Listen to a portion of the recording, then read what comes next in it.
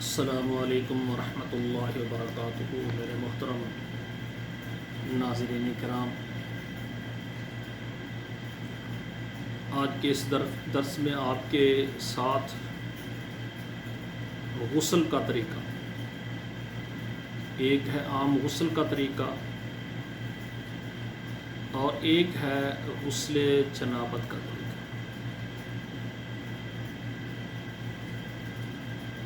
غسل جنابت اور غسل جنابت یہ کب واجب ہوتا ہے،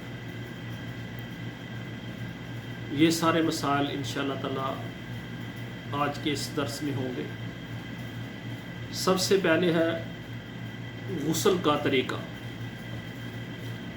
ہم ویسے عام نہانا چاہتے ہیں تو ہمیں سنت کے مطابق کیسے نہانا چاہیے، اس کا طریقہ یہ ہے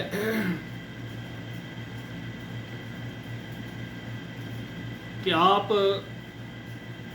جب باتھ روم کے اندر جانا چاہیں تو اس سے پہلے آپ بسم اللہ پڑھ لیں۔ اگر وہاں پر یعنی بول و براز کے لیے، پیشاب کے لیے بھی ہے سسٹم، تو آپ باتھ روم میں ادھر بھی جاتے ہیں تو وہ دعا بھی پڑھ لیں باتھ روم میں جانے کے لیے، بسم اللہ اللہم انی اعوذ بک من الخبث والخبائث۔ واش روم میں جانے کی دعا بھی پڑھ لیں اور بسم اللہ بھی پڑھ لیں۔ بسم اللہ اس نیت سے پڑھنا ہے تاکہ آپ کو بعد میں وضو کرنے کی ضرورت نہ پڑے، سنت کے مطابق آپ نے غسل کرنا ہے۔ اور دعا جو ہے رسول اللہ نے بتائی ہے، اس موقع پر دعا پڑھ کے باتھ روم میں جانا چاہیے۔ باہر آپ دعا پڑھیں اور پھر دروازے سے داخل ہو، بسم اللہ پڑھیں اور بسم اللہ اللہم انی اعوذ بک من الخبث والخبائث یہ پڑھ کے آپ داخل ہو جائیں۔ آپ نے سب سے پہلے جس طرح نماز کے لیے ہم وضو کرتے ہیں نا، آپ نے وضو شروع کر دینا ہے۔ جب سر پر مسح کرنے کی باری آئے نا، سر پر مسح کرنے کی باری آئے تو پھر آپ نے کیا کرنا ہے، 3 چلو یا 3 ڈول، 3 مگ آپ نے سر پر ڈالنے ہیں اور پورا جسم کوشش کریں، پہلے دائیں اعضاء کو دھوئیں پھر بائیں کو دھوئیں ترتیب کے ساتھ۔ یمین کا آپ خیال رکھیں، اچھا ہوگا۔ نبی علیہ الصلوۃ والسلام کوئی بھی کام کرتے تو یمین کا یعنی دائیں جانب پہلے کرتے، تو دایاں عضو پہلے دھوئیں پھر بائیں دھوئیں، یعنی اسی ترتیب سے آپ مکمل جو ہے نا جسم کو صابن لگا کر یا ویسے آپ دھوئیں۔ دھونے کے بعد آخر میں آپ جو ہے نا پاؤں کو دھو لیں، اور اسی طرح جب آپ جائیں، اگر آپ کو یعنی قضائے حاجت، پیشاب، بول و براز کی حاجت ہے تو پہلے آپ فارغ ہو جائیں۔ فارغ ہونے کے بعد استنجا کر لیں اچھے طریقے سے، پھر ہاتھ کو صابن کے ساتھ دھو لیں، پھر آپ نماز کی طرح جس طرح وضو کرتے ہیں وضو کریں۔ اور جب سر کا مسح کی باری آئی تو 3 چلو یا 3 ڈول، 3 مگ سر پر بہائیں اور مکمل پورے جسم کو دھونا شروع کر دیں۔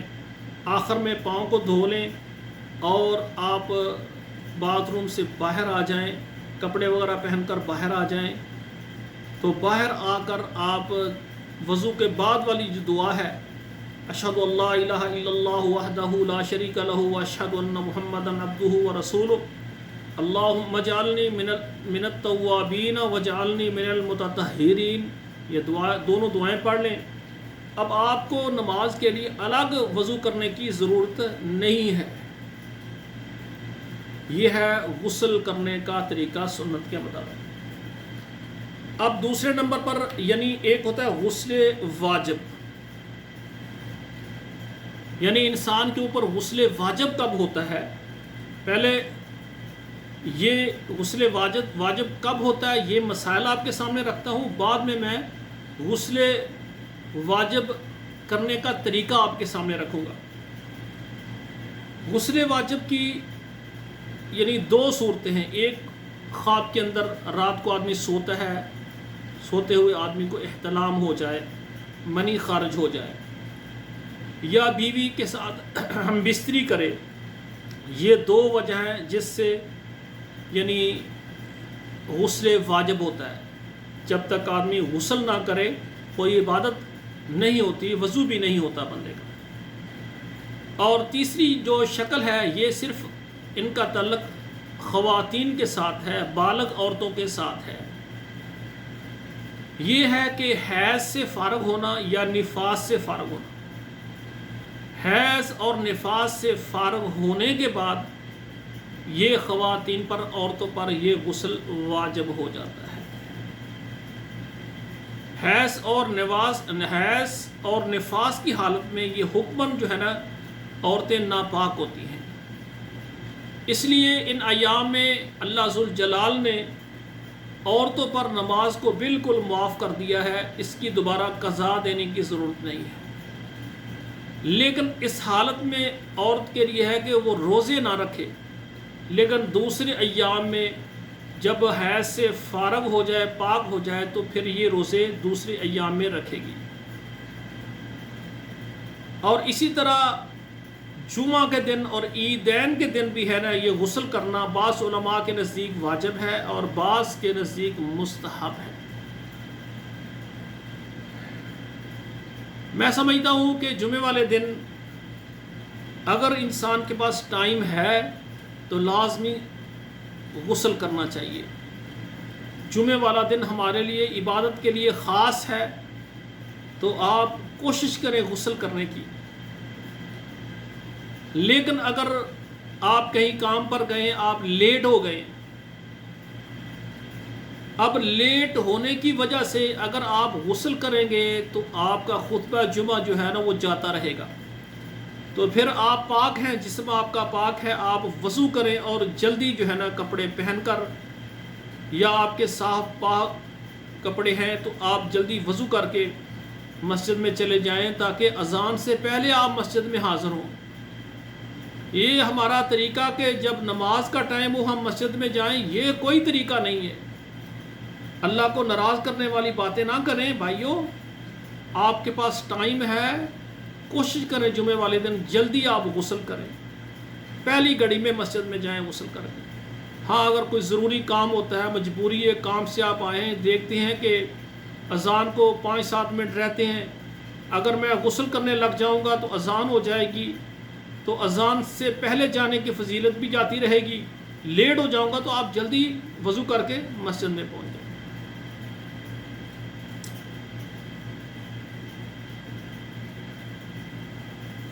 اور اسی طرح اگر کوئی آدمی میت کو غسل دیتا ہے تو میت کو جو غسل دینے والا آدمی ہے اس کے لیے بھی غسل کرنا مستحب ہے. اور باقی واش روم کے اندر یعنی آج کل 2 سسٹم ہوتے ہیں. ایک ہوتا ہے یعنی ایک طرف ٹائلٹ لگی ہوتی ہے، یہاں پر ہم بول و براز کرتے ہیں، اور ایک جگہ الگ ہوتی ہے نہانے کے لیے. تو اگر آپ نے پیشاب کرنا ہے، بول و براز پخانہ کرنا ہے، تو وہ ٹائلٹ ہے وہاں پہلے آپ فارغ ہو جائیں، اچھے طریقے سے استنجا کر لیں، پھر آپ نہانا شروع کریں. لیکن جہاں نہانے والی جگہ ہے وہاں پر آپ نے یعنی پیشاب وغیرہ نہیں کرنا، وہاں پیشاب کرنا ممنوع ہے. اور اسی طرح آج کل تو جدید دور ہے، ٹائل وغیرہ لگی ہوئی ہیں، سیمنٹ کے ساتھ اچھا فرش بنا ہوا ہے، روزانہ اس کو اچھے طریقے سے سرف کے ساتھ صاف کیا جاتا ہے، کلین کیا جاتا ہے. بسا اوقات آدمی واش روم سے یعنی قضاء حاجت سے فارغ ہو کر نہانا شروع کرتا ہے، جب سر پر بدن پر ٹھنڈا پانی یا گرم پانی پڑتا ہے تو غیر ارادی طور پر پیشاب کے قطرے نکل جاتے ہیں. تو اس کا حل یہ ہے کہ جب یہ نکل جائیں تو آپ فوراً اس کے اوپر پانی بہائیں، پانی بہا دیں تاکہ وہ سارا پانی جو ہے نا وہ سوراخ کے ذریعے وہ نہانے والی جگہ سے نکل جائے، پیچھے سے پاک پانی ڈال دیں. اس کی کیا وجہ ہے؟ یہ نہ ہو کہ آپ نہائیں، آپ کے قطرے نکل گئے اور فرش پر جو جگہ ہے وہ پلید ہو گئی ہے، آپ نہاتے جائیں، وہ چھینٹے آپ کے جسم پر پڑتے جائیں تو آپ کو پاکیزگی نہیں حاصل ہوگی، کیونکہ پانی جو ہے نیچے والا وہ پلید ہوتا ہے.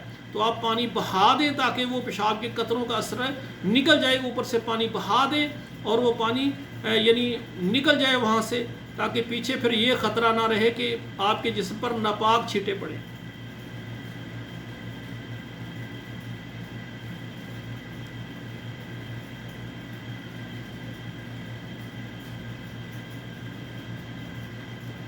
تو یہ بھائیوں میں نے کچھ ضروری مسائل آپ کے سامنے رکھے ہیں۔ اب غسل جنابت کا طریقہ،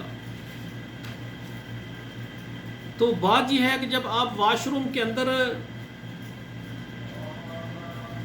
داخل ہوں گے تو سب سے پہلے آپ ٹائلٹ پر بیٹھیں، پیشاب وغیرہ کریں، اور نجاست والی جگہ جو ہے نا آپ کو احتلام ہوا ہے تو وہ جگہ شرمگاہ جو ہے نا قبل، اور اسی طرح اگر پیشاب بھی آپ نے کرنا ہے، پخانہ کرنا ہے، دوبر آگے پیچھے آپ اچھے طریقے سے استنجا کر لیں، غلاظت والی جگہ کو اچھے طریقے سے دھو کر پھر آپ صابن کے ساتھ اپنے ہاتھوں کو دھوئیں، پھر آپ جہاں نہانے والی جگہ ہے وہاں پر آپ وضو کی طرح آپ وضو کریں گے، اور آخر میں جب سر پر مسح کرنے کی باری آئے 3 چلو یا 3 ڈول یا 3 مگ سر پر ڈالیں اور آپ مکمل جو ہے نا جسم کو دھوئیں، آخر میں پاؤں دھو کر باہر آ جائیں گے، اور آپ جو بعد والی دعائیں ہیں وہ آپ پڑھیں گے۔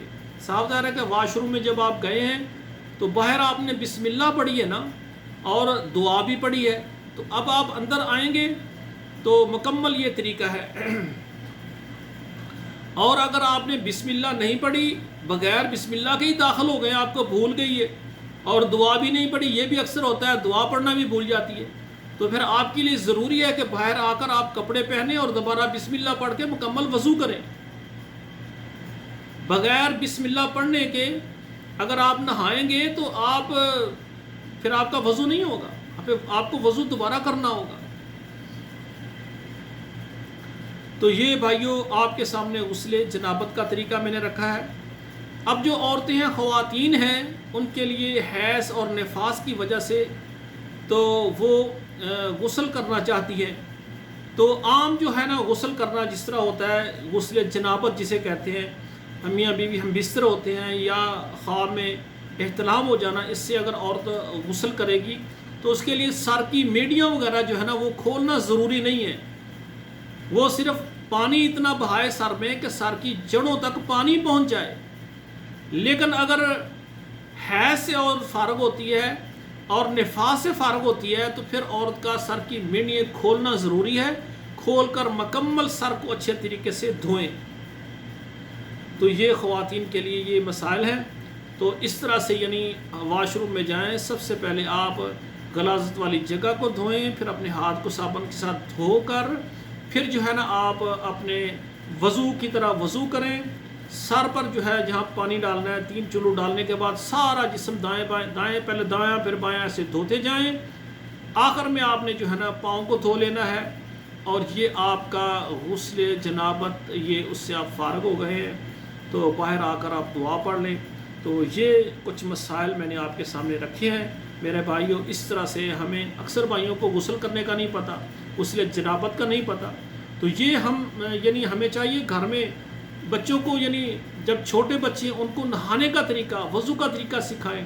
جب بچے جو ہے نا 12-13 سال کے ہو جائیں، تو اب 12-13 سال 14 سال تک بچے بالغ ہو جاتے ہیں۔ آج کل اتنی کیمیکلز والی خوراکیں ہیں، تو جو مالدار ہوتے ہیں ان کے گھروں میں پھل اور سبزیاں، فروٹ اور میوہ جات یعنی خوراک جو ہے نا وہ اچھی کھاتے ہیں، جس سے بچے جلدی بڑے ہو جاتے ہیں اور جلدی بالغ ہو جاتے ہیں۔ تو اس لیے 10-12 سال کے بچے ہو جائیں ان کو مکمل طریقہ یہ سکھائیں۔ اس طرح بیٹیاں ہیں، جب وہ ان کو حیض آنا شروع ہو جائے تو ان کو بھی یعنی سکھائیں کہ یہ مکمل غسل جنابت اس طریقے سے کیا جاتا ہے، تاکہ طہارت ہوگی صحیح، پھر وضو ہوگا اور پھر نماز ہوگی۔ اقول قولی ھذا استغفر اللہ لی ولکم ولسائر المسلمین فاستغفروہ انہ ھو الغفور الرحیم۔